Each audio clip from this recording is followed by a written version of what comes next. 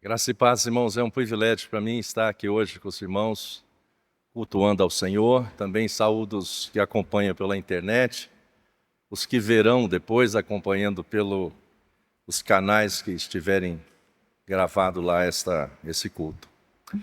Vocês não imaginam a emoção, a alegria que eu sinto de estar aqui. Essa igreja eu me casei em 86. De 88 a 91 eu estive no seminário enviado por essa igreja, pelo Presbitério Unido. E em 88 a gente batizou aqui o primeiro filho, na época do pastorado do reverendo Aranha, em 91 o segundo. Então a gente é muito grato a Deus por tudo que essa igreja fez por nós. E que Deus continue abençoando proficuamente o ministério dessa igreja. Também não podia esquecer de, olhando ali para cima, eu era a voz mais diminuta, um segundo tenor, mas tive a graça de por 2 vezes participar do Messias de Handel, todo ele quase 3 horas ou 3 horas. Então, é uma igreja que traz ao nosso coração e mente uma carga grande de emoção. Então, que ao Eterno seja dada toda a honra e glória. Meus irmãos, eu também trabalho já há alguns anos, além do pastorado, que agora já há 10 anos sou pastor auxiliar ali na Vila Buenos Aires, Presbitério da Penha, Presbitério Leste São Paulo. Eu estou na World Vision, a visão mundial, que o ano passado completou aqui no Brasil 50 anos de atividade, 75 no mundo. O ano passado estivemos lá na CE agradecendo a IPB pela parceria. A Igreja Presbiteriana do Brasil foi que recebeu o Bob Pierce em 75. Foi a primeira igreja que acolheu Visão Mundial. Os nossos documentos constitutivos foram assinados na primeira igreja lá de BH. Então a gente está bem ligado. Também estivemos o ano passado no Mackenzie, fazendo a mesma gratidão, porque o Mackenzie sempre apoiou os grandes projetos da Visão Mundial no Brasil. Então a gente está bem interligado. E eu fico feliz de participar desses dois da IPB e da Visão Mundial. Vocês verão um vídeo já agorinha, passando assim rapidamente o que a Visão Mundial faz no mundo todo, e fez e vai continuar fazendo, com a parceria de muitos de vocês. Eu fiz questão de cumprimentar o Dr. Salim, que foi um dos presbíteros no conselho, na época que me avaliou lá, fazendo a entrevista para a gente autorizar a gente a ser candidato. Dr. Salim é um dos doadores mais longevos da Visão Mundial. Inclusive, éramos para a gente fazer uma homenagem a ele no ano passado, vamos fazer esse ano. Estava combinando com ele ali. Então, eu louvo a Deus pela vida do Dr. Salim. Alguns de vocês talvez possam ser doadores, que eu não me identifico, porque é um banco de dados imenso. E depois eu quero convidar vocês na saída, como era costumeiramente, a maioria de nós saímos pelo lado esquerdo aqui. Ali eu estarei esperando vocês para, quem sabe, cada um de vocês apadrinhar uma criança, saber mais da Visão Mundial. Para mim é uma alegria muito grande. Eu também faço parte da diretoria da Sociedade Bíblica. Em novembro do ano retrasado, a gente celebrou 200 milhões de Bíblias impressas no Brasil. Somos o maior publicador de Bíblia do mundo. Então, se você nunca foi lá na gráfica da Bíblia, vai lá conhecer. De segunda a sexta, você pode ir lá conhecer, almoçar lá, ver uma Bíblia sendo impressa. Eu fico vendo na época do Gutenberg, o milagre que foi, ele, por tipografia, imprimiu uma Bíblia, E demorou 1 ano e meio a impressão. Hoje uma Bíblia dessa, todas que nós temos à mão, ela é impressa em 3 segundos. Vale a pena você ver, é emocionante. Eu já fui tantas vezes, eu fico maravilhado. Vale a pena você ver a Bíblia em braille sendo impressa. Aí só demora 8 horas. Mas ela tem quase mais de 2 metros, são 39 livros grandes assim, impresso frente e verso. A Sociedade Bíblica doa uma Bíblia para todo deficiente visual. Se você conhece alguém, ele pode entrar no site, no setor social e se cadastrar. Ele vai recebendo livros por livros. Você não pode pedir para o deficiente visual trazer a Bíblia na igreja, porque ela pesa 40 quilos. Então, mas são trabalhos assim. E a gente já está no segundo livro de Jonas e Ruth, já gravado, traduzido para Libras. Esse é um grande desafio. O maior desafio agora é a Cidade da Bíblia, que será ali, você vindo na Castelo, perto ali entre o Cacau Show e Madeiro, uma grande área que vai ser expandido mais. Hoje a gente tem demanda para 12 milhões de Bíblias, ano, e a gente só consegue imprimir 9 milhões. Então é um trabalho desafiador, que eu conto com as suas orações, tanto para a Visão Mundial, como para a Sociedade Bíblica também. Meu querido, por favor, coloca o vídeo para nós. A melodia começa com uma única nota. Uma nota que se conecta a outra e depois a outra, formando uma melodia que toca algo bem dentro de você. World Vision. A melodia nasceu no coração quebrantado de um homem quando testemunhou o mundo partido de um gigante. À medida que nossa missão cresceu, também cresceu nossa melodia, alcançando lugares onde é mais difícil ser criança, com camadas de vozes se unindo, amplificando o som. Com cada ato de fé, a canção fica mais bonita, tornando-se um hino de fé ecoando através de barreiras e gerações. E agora, nesse momento, ela ecoa mais alto que nunca. Uma canção de esperança e cura, amor e misericórdia. Cada harmonia adiciona um propósito. Cada voz adiciona força. E juntos, não vamos parar até que toda criança tenha chance de viver a vida em plenitude.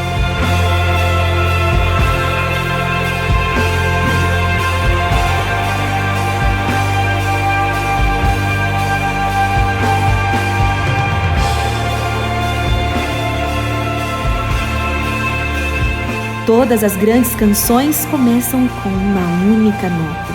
A nossa vem crescendo mais forte há 75 anos, através das distâncias e momentos que ficaram para trás. Um hino impressionante, mudando o mundo que está diante de nós, para sempre.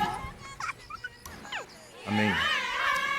Então, meus queridos, a gente é a maior organização cristã humanitária do mundo. E a gente está nos lugares mais pobres do mundo. Eu conheço alguns desses lugares no Brasil, onde as crianças brincam no meio do esgoto aberto, onde a maioria delas o pai está preso, a mãe está no outro relacionamento, a irmã já tem filhos com mais de uma pessoa, sendo adolescente, o tio está envolvido no tráfico. Então, se nada for feito, essa criança será cooptada para o tráfico, porque ela é induzida a isso, porque, entre aspas, ela recebe um valor razoável. Mas ela não dura 20 anos, ela não chega aos 20 anos de idade. Então, a única forma que a gente tem feito, não dá para tirar todo mundo de lá, é o que a gente chama de lugar seguro para a criança. Em parcerias com outras organizações e com igreja, a gente tem o que a gente chama de espaço seguro, onde a criança fica no contraturno escolar, onde ela recebe educação religiosa de uma maneira mais indutiva, porque hoje a legislação é difícil, é o que vocês entenderam. Mas tem iniciação esportiva, musical, e a gente ensina a palavra. Ensina a palavra através das ações, ensinando, orientando, que há uma forma de você sair daquele lugar, mesmo estando num lugar difícil. Você pode alçar voos, principalmente conhecendo o caminho do Senhor. Então isso é feito com muita dedicação. A gente está envolvido na Tríplice Fronteira, lá do Brasil, na Cabeça do Cachorro, em vários projetos no Amazonas também, no Nordeste. Então, como é que você pode ajudar apadrinhando uma criança? Qual é esse investimento? R$60 mês, R$2 por dia você mantém uma criança num projeto desse. E nós temos N testemunhos de doadores, como o Dr. Salim, e de pessoas que foram alcançadas, pessoas que esses dias de alguém que está no alto escalão, lá em Brasília, em um dos ministérios, foi uma criança alcançada pela visão mundial. Então, se você puder apadrinhar 5, faça 5, 10, 2, pelo menos uma criança, se possível, por família. Eu quero te esperar lá depois. Você pode fazer isso no cartão de crédito, débito em conta, no Pix ou boleto. O melhor para nós é o cartão.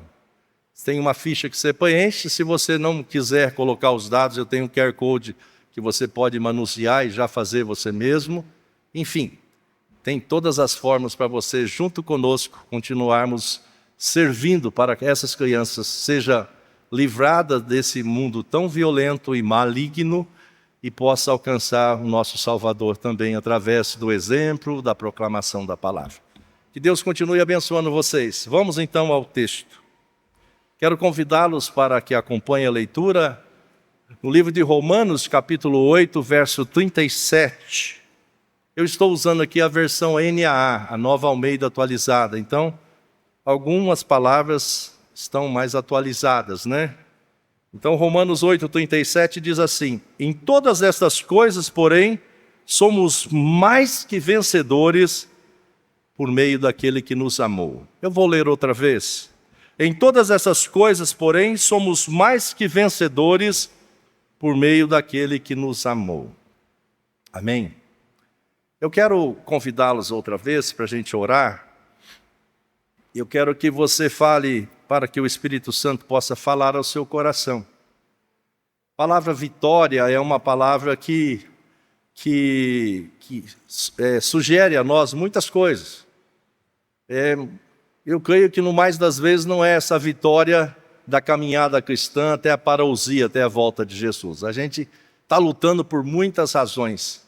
Eu queria que você colocasse agora diante do Senhor o seu coração, as suas expectativas. Estamos começando um novo ano, ainda estamos olhando para trás, fazendo uma retrospectiva, fazendo uma avaliação, fazendo um mensuramento do que foi o ano passado, e muitas vezes a gente dá uma pausa e para começar o novo ano, a gente dá uma titubeada, parece que a gente quer descansar um pouco mais, né? Ou a gente fica um tanto amedrontado com os desafios. Eu quero que você fale com Deus agora, enquanto eu oro também, para que a gente possa sentir vitorioso no Senhor. Oremos.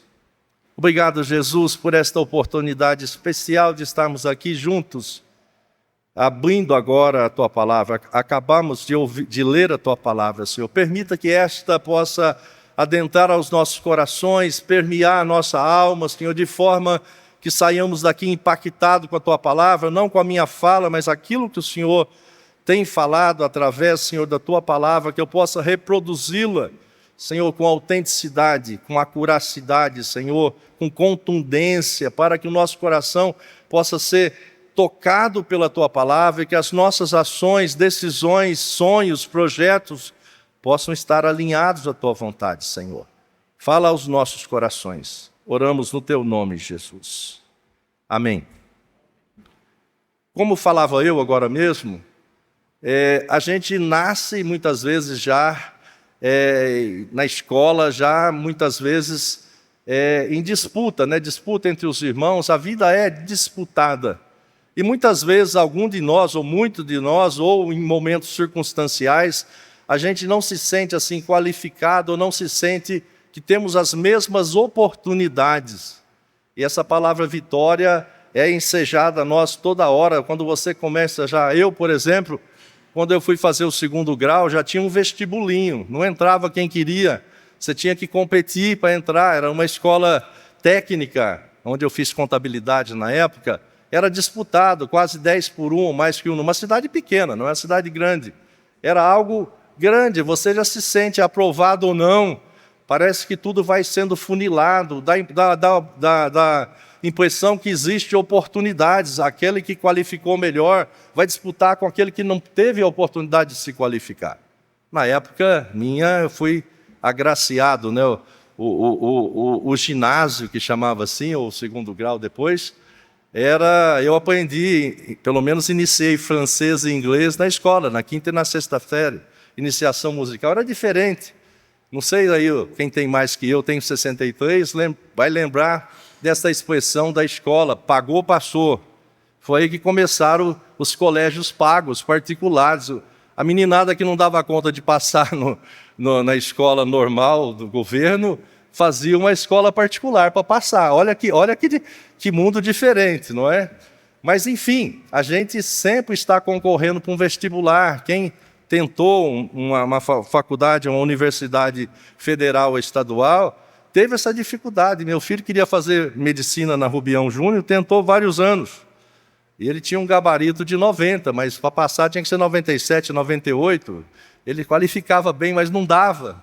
Teve que fazer uma faculdade particular. Graças a Deus, com a bênção dele, ele usou fiéis. Está vendo? A vida é assim. A gente vai olhando e vai pensando em competitividade. Muitas vezes essa competição é desleal. Em alguns casos até predatória, não é?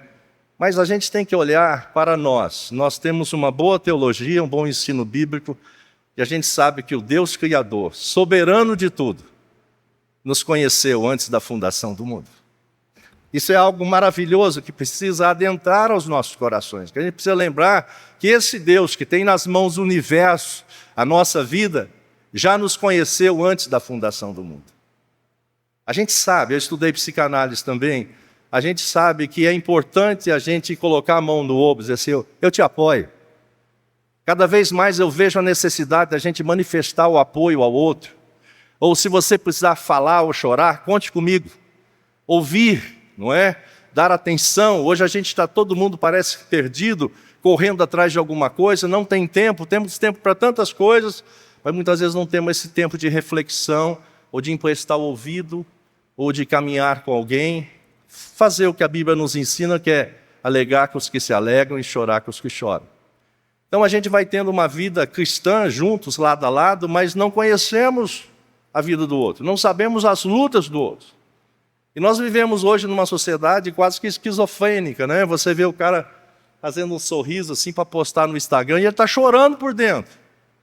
Isso não faz bem emocionalmente, mas a gente acha que plasticamente a gente tem que mostrar que está tudo bem. E a gente vai aviltando a nossa alma. Você não consegue chorar porque chorar é feio. Chorar demonstra fraqueza. Então a gente vai sendo amarrotado, apertado, não sendo nós mesmos. A gente não consegue nem para Deus falar. E Ele sabe o que a gente tem, falar com Ele. Me alegra saber, né, antigamente, até uns anos atrás, aí a gente pensava que, e eu penso ainda que nós somos vencedores desde a criação, pelo Criador, mas a gente nasce já fruto de uma corrida, né? O Dr. Salim, médico, pode falar melhor. A gente cria até um dia desse a ciência que o espermatozoide que nos gerou junto com o óvulo era o que chegou primeiro, não é? Hoje a gente sabe, a ciência afirma que na realidade foi o óvulo que escolheu o espermatozoide, que nos fecundou. É melhor ainda, né? Já é fruto de eleição, não é? De escolha. Então, nós somos vitoriosos, irmãos, desde o nascimento. Mas a gente vai olhando para as circunstâncias da vida e a gente vai ficando apequenado, vai ficando contristado, a gente não fica satisfeito, a gente acaba diminuindo o contentamento e a gente começa nessa corrida frenética da vida de querer mais. Só que a gente perde o sentido, vai igual o Salomão correndo atrás do vento.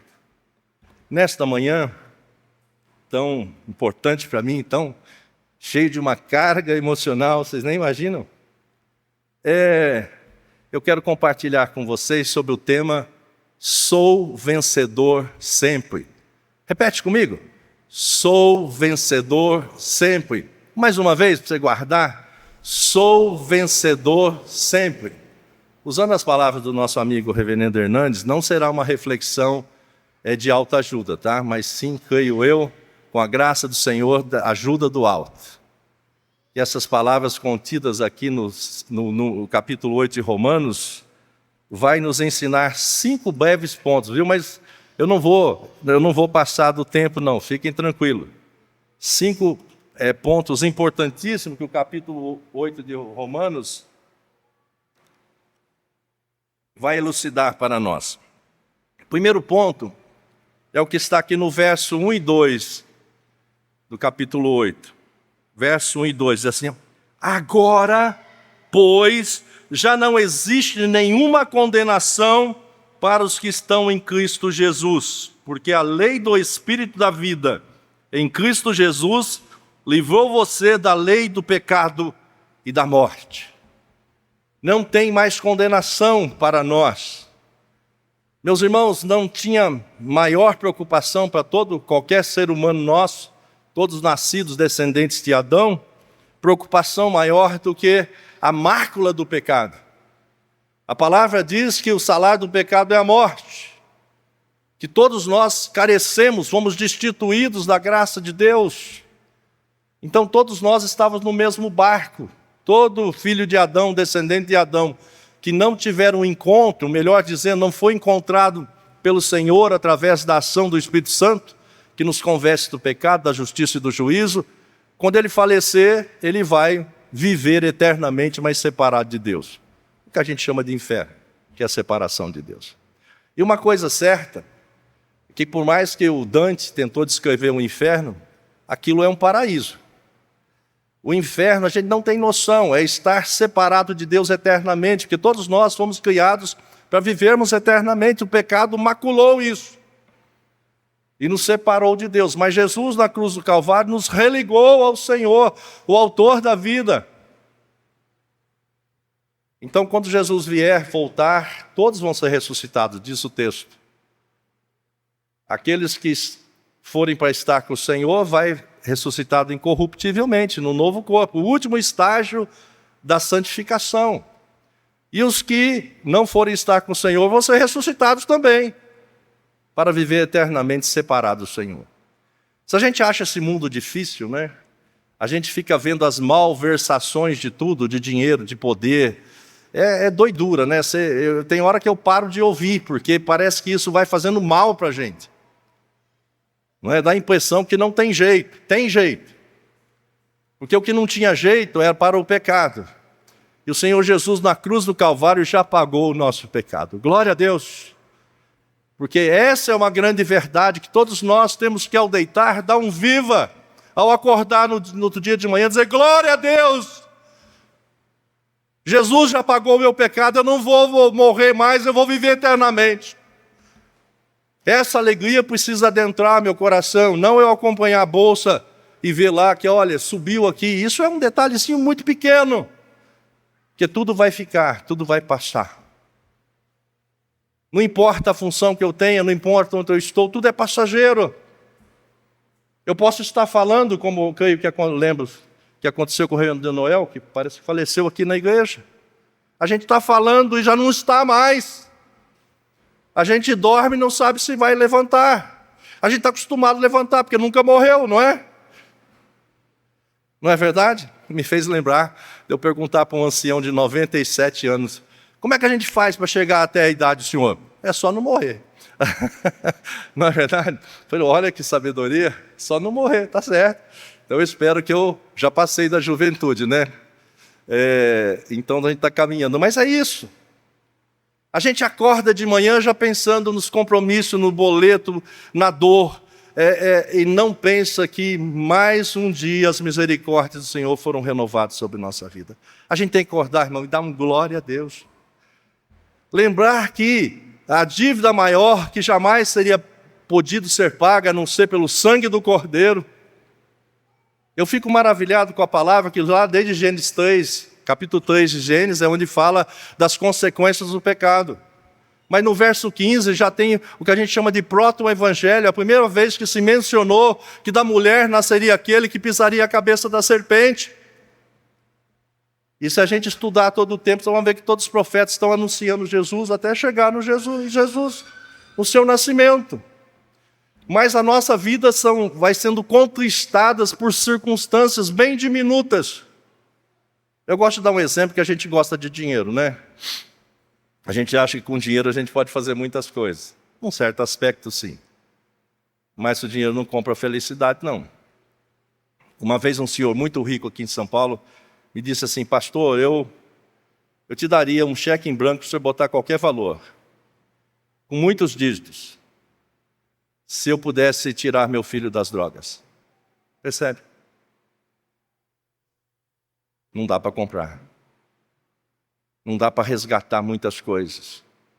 Eu não gosto de citar pessoas não cristãs, não vou falar o nome não, mas um desses líderes não cristãos falou assim, eu acho estranho o povo ocidental, eles perdem a saúde para ganhar recursos. Talvez você vai reconhecer essa frase.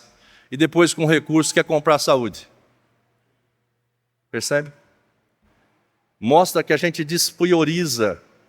Mateus 6 vai dizer que a gente não tem que ficar ansioso, que a gente tem que procurar primeiramente o reino de Deus e a nossa justiça. A gente sabe disto. Vocês oraram aqui, agradecendo o presbítero, que tem pregadores que anunciam a palavra, e a gente ouve a palavra, a gente está na igreja. Eu estou há 45 anos como membro da IPB, desde 78. Já completando 45.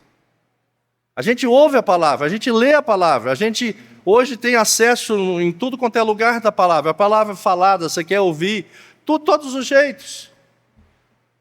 Mas está vendo como as circunstâncias da vida vai nos apequenando, vai nos distraindo. Ao invés da gente viver uma vida abundante, se você quiser conhecer meu blog, vidaabundante.blog.br. Eu falo e pesquiso sobre vida abundante, o que é vida abundante. Ao invés da gente usufruir dessa vida abundante, a gente fica correndo atrás do vento, como Salomão disse. Então, primeiro ponto, esse é o mais longo um pouquinho. Eu sou vencedor sempre, por quê? Porque Jesus já pagou os meus pecados. Se alguém aqui, Deus nos livre disso, se a gente estivesse num país aí, vamos dizer assim, do Oriente, e fôssemos sequestrados, e alguém dissesse assim, para você se libertar, você tem que arrumar $1 milhão. É bem provável que algum irmão disse assim, manda o Pix que eu mando, né? $1 milhão, coisa pequena. Mas para mim, se eu trabalhar 2 vidas, eu não consigo. Estou muito longe disso, a não ser que o Senhor me mande alguma coisa que eu não saiba ainda. Mas percebe? Aí a igreja vai fazer uma campanha para salvar o irmão. Vamos mexer todo aí. E a gente começa a fazer um contato online. Aí na hora do almoço, conseguimos $200 milhões, $200 mil. De tardinha já 500. Mas já de noitinha, já finalizando o tempo, tem só $700 mil. Eu ia dizer, rapaz, isso é muito querido. Mas é assim, no apagar das luzes, alguém chega, estava lá controlando lá a conta, diz, caiu um Pix aqui, completou $1 milhão. Como você acha que esta pessoa compartilharia para a igreja, para todo esse pessoal que foi mobilizado, que o cara não vai morrer mais, que chegou $1 milhão? Ele não falaria assim, deu certo. Não é assim que ele falaria. Ele fala assim, irmãos, glória a Deus, maravilha, aconteceu um milagre, conseguimos $1 milhão. Está vendo por causa de $1 milhão, nosso olho arregala. Jesus pagou na cruz do Calvário a conta que ninguém, todos nós juntos, não pagaríamos. Tinha que ser um ser do nosso DNA, mas sem mácula. Então foi Jesus encarnado, Deus que se esvaziou para pagar o nosso pecado. Então por que eu sou o vencedor sempre? Porque Jesus já pagou o meu pecado. Amém? Segundo ponto, mais breve, está aqui no verso 14. Diz assim, pois todos os que são guiados pelo Espírito de Deus são filhos de Deus, porque vocês não receberam um espírito de escravidão para viverem outras vezes atemorizados, mas receberam o espírito de adoção, por meio do qual clamamos, Abba, Pai. Aqui é algo muito importante que está aqui, que muitas vezes a gente lê meio en passant, não percebe. Aqui nessa religação, nós podemos chamar o Deus Pai de Papai. Ou seja, nós temos a liberdade de falar com Deus qualquer hora, sem marcar entrevista, sem passar por secretária. O Wi-Fi nunca vai estar carregado, nunca vai dar problema, não vai cair, a sua ligação é online todo o tempo, em qualquer tempo, em pensamento, falando. Esse meu filho mais novo sofreu de uma asma muito pesada. Por 3 vezes ele teve parada respiratória. A última eu morava num sobrado e o menino já estava cianótico. Eu peguei ele no colo assim e falei, Deus, misericórdia, eu vou ter que descer aqui para o outro andar, vou ter que abrir a porta, abrir o cadeado, abrir o carro, não vai dar tempo de chegar no hospital, Senhor. Misericórdia. Ele respirou, mas ficou os vasinhos assim, tipo estourados. No outro dia eu comprei mais 2 inaladores, deixava pronto, tinha 3. Se um falhar, o outro vai estar ali. E toda noite de madrugada, muitas vezes, eu tinha que fazer inalação. 20 minutos, 30 minutos ali com aqueles medicamentos. Com sono muitas vezes, mas eu passava a mão no cabelinho dele. Eu encontro meu filho, tem 34 anos. Estive com ele um dia desse. Eu o abracei, pus a mão no cabelo dele. Existe uma ligação entre nós. Você entendeu o que esse texto fez através de Cristo? Imagina Deus sentado ali, ó, você pode deitar no colo dele e dizer, papai, eu estou com medo, eu não sei o que fazer. Você pode falar com o Senhor, Senhor, já tentei de tudo, mas me ajude porque eu não estou conseguindo. A luta está grande, como o salmista dizia lá, o rei Davi. Eles estão cercando por detrás, por diante, Senhor. Eles têm prazer de manhã, de tarde, de noite, e armar emboscada contra mim. Você pode falar com Deus, Pai. Socorro, Senhor. E você vai ser ouvido. Que privilégio. A gente gasta tantos aí, muitos que podem com terapia. Não estou dizendo que não faça, mas essa é uma terapia maravilhosa. Você pode falar com o seu Deus que te conhece. Antes de você ser formado, conforme o 139 descreve, ele já te conhecia tudo. Você pode falar com esse Deus e perceber ser preenchido, enchido pelo Espírito Santo de Deus. Ter um renovo, ter uma renovação, ter um preenchimento. Eu tenho orado a Deus porque o Senhor faz de novo. Uma vez, aconteceu algumas vezes, não detalhes, que o Senhor foi falando comigo, foi enchendo. Eu tive que dizer, estava tão bom, mas eu tive que falar, Senhor, para, eu não aguento mais. É algo que muda tudo, faz com que a gente creia e perceba que Deus é real, verdadeiro, que pode transformar as circunstâncias, transformando a nossa vida, pode nos usar para ser instrumento de transformação para outro, para que as pessoas olhem para nós e queira viver a vida que a gente está vivendo, para que a gente seja essa carta viva. A gente fala com tanto tempo, irmãos. O diabo ainda continua tendo possessões. Eu vejo a hora ou outra em algum lugar. Mas hoje ele está sendo mais econômico e mais hábil, né? Ele usa distração. Nós vivemos uma geração distraída.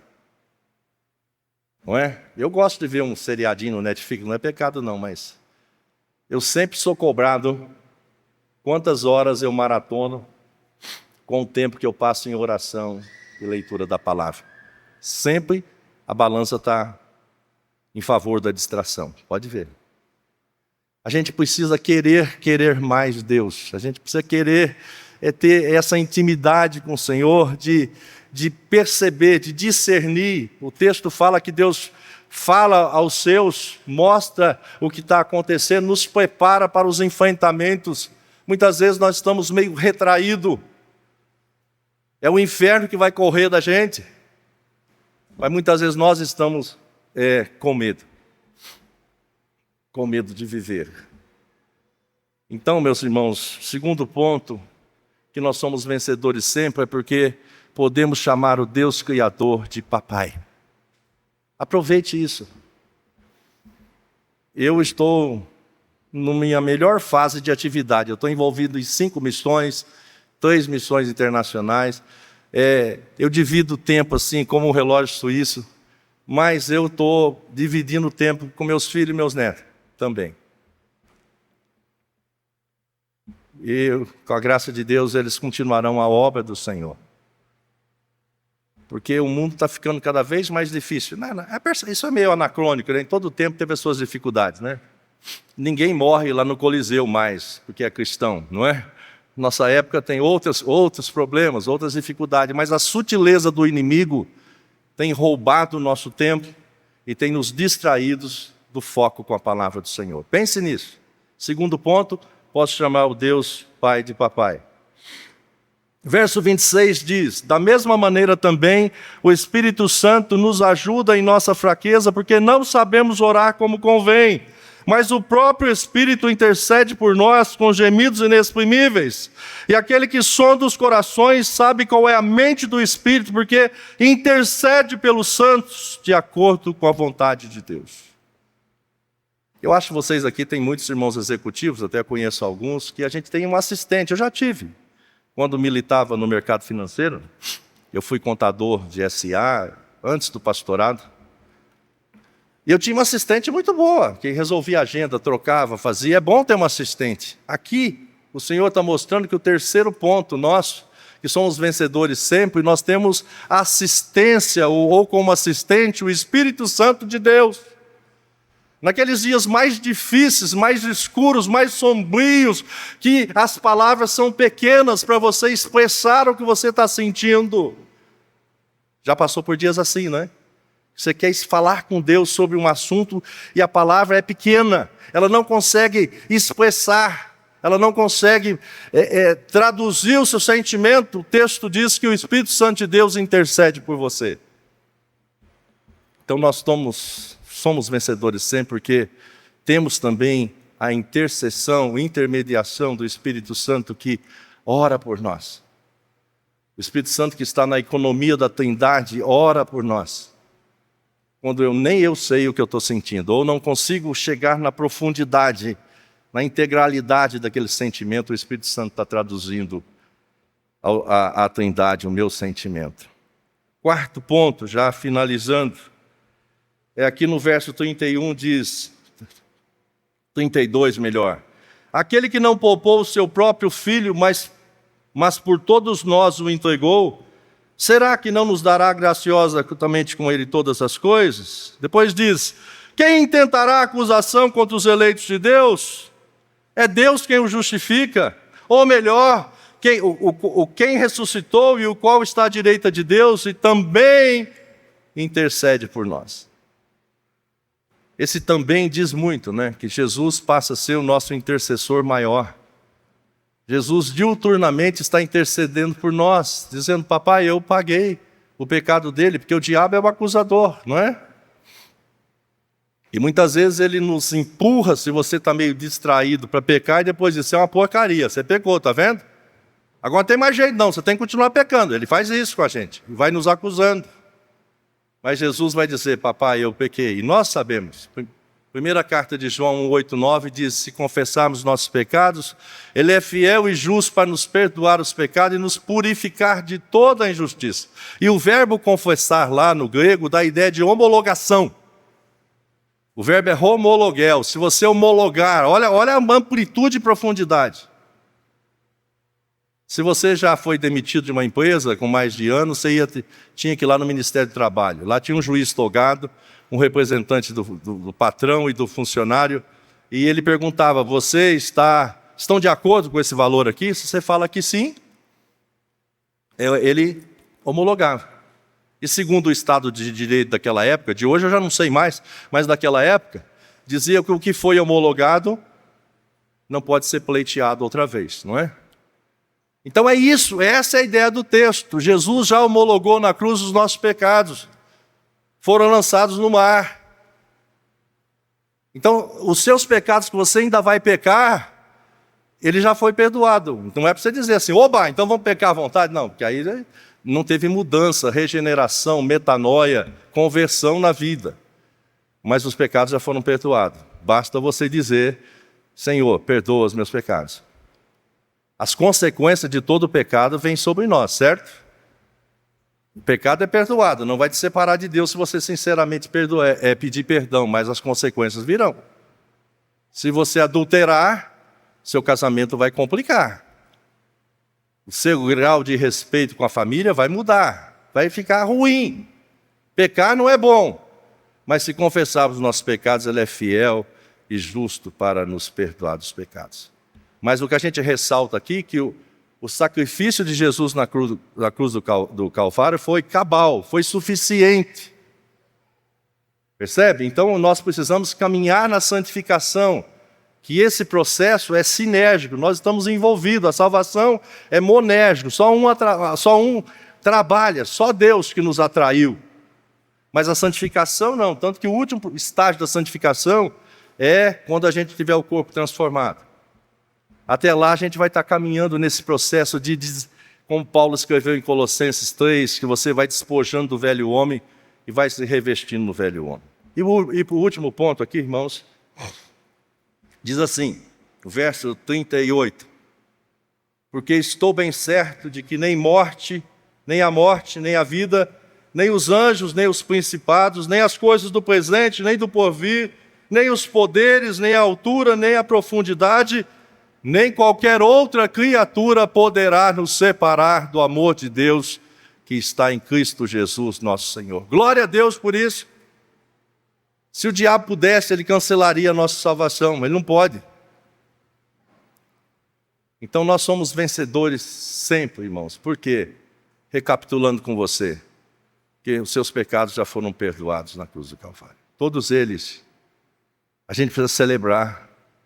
Você pode chamar o Deus Criador de papai, o Deus Pai de papai, conversar com Ele, desenvolver uma agenda com Ele diariamente, mais de uma vez.